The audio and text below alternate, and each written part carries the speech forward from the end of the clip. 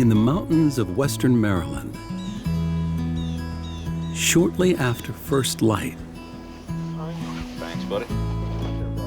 a small group of avid anglers prepares for an Arctic-like adventure. Single-digit temperatures won't deter Matt Sell and his friends, or even his 7-year-old son, Lucas. No dragging your feet. When Deep Creek Lake freezes over, these guys warm to the idea of spending time together, ice fishing. It's a way for me to shake off some cabin fever in the wintertime whenever there's not a lot else to do. But ice is dynamic. It moves, melts, and refreezes over time, making it prone to cracks and fissures. That's why Matt and his crew check the ice carefully before they begin. Safety with ice fishing is paramount. You always want to drill your way out to make sure that you're always on safe ice. They need at least 4 inches of solid ice beneath the snow and trapped air bubbles in the top layers near the surface. 8 inches, more than enough. What they call black ice. Good to go. Because you can see the darkness below. That is the ice that is the purest. It's very, very hard and it's very strong. With a safe path identified, they set up camp quickly. Other than small portable pop-up tents, ice anglers in Maryland tend to brave the elements. The team stakes out the area, drilling multiple holes, using live minnows to bait fish traps called tip-ups. And when the fish takes it, this will spin and the flag comes up. All right, this guy's ready. Come on. But ice fishing is more than just a waiting game. What I found is to be successful is you have to stay kind of mobile, keeping the ability to bounce from place to place, but not anchoring down just in a single ice hole and staring down one spot all day long. Steps away from the tip-ups, the guys use short, sensitive jigging rods, designed to keep them close to the hole and equipped with a fine wire tip called a spring bobber. Jigging is a style of presenting your bait. It's just kind of an up and down motion, to put it very basically. This time of year, fish can be lethargic and the bites can be very, very finicky and very light. So those spring bobbers will allow you to detect a strike where without it you may not see. This helps. Modern technology helps with that too, like cameras that help monitor fishing lines and lures. And it's fun to watch them swim right up to the lure and look at it. But I haven't seen any swimming yet. Oh, he's coming. Eat it. And depth finders able to distinguish between the bottom, the bait, That's a fish that just came up right there. and any fish eager for a bite. I'd rather see him on the depth finder and not catch him than not have the depth finder. A man-made reservoir stretching 13 miles long and covering 3,900 acres when full, Deep Creek Lake was constructed in the 1920s. Today, it's a year-round destination for outdoor enthusiasts due to its self-sustaining wild fishery. Can you help me? If they're all good. Ice anglers generally go after panfish like yellow perch, bluegill, and walleye. The fishery is the same in Deep Creek Lake, whether there's ice on top of it or not. You marking anything? Here's one. I got nothing here. He's been marking them all day and he hasn't caught any, so you take that how you want. But when the tip-ups begin flying, Flag up, Lucas! Flag up, buddy!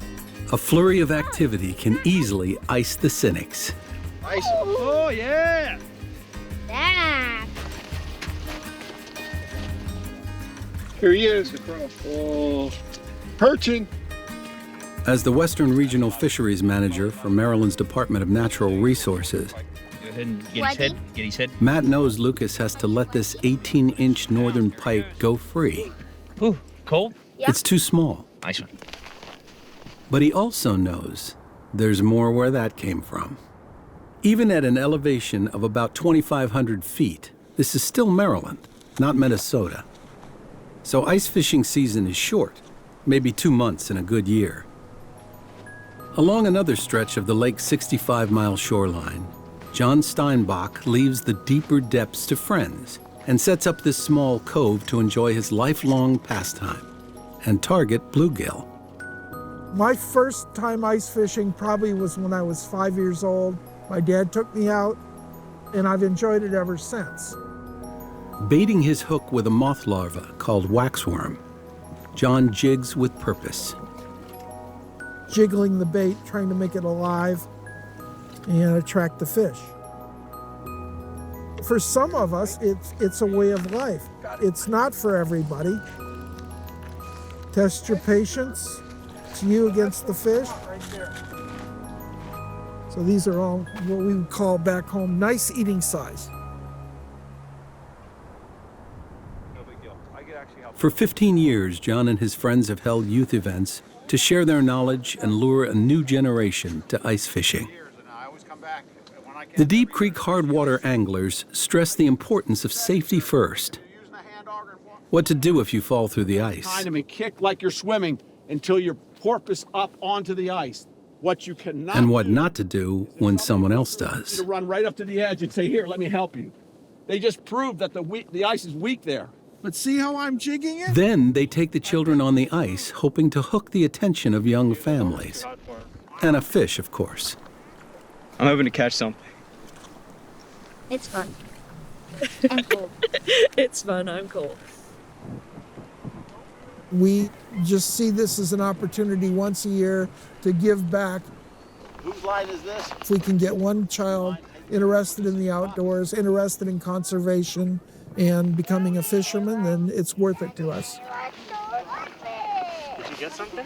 While the fish eluded the children at the youth event, the anglers around the bend came for the camaraderie as much as the catch. I'd rather be outside doing this than sitting in the house watching TV. Yeah. Matt wants 7-year-old Lucas to know ice fishing is about more than what you eat in the evening. My son, if you ask him, he will tell you that his favorite part of every day is catching the fish. But what I enjoy seeing is him interacting with not only me, but my friends on the ice. And whenever he has some success on the ice, he catches a fish, the excitement, and just his thirst for knowledge about it all. It's a really cool thing to watch as a parent. It's rewarding. Matt and the team ended up with a modest haul for the day. But breaking down camp, they know their time out on the ice was time well spent. The obvious measure of success is how many fish that you catch. But for me, I consider a good day to go out there, catch a few fish, and have a good time with my friends and my family.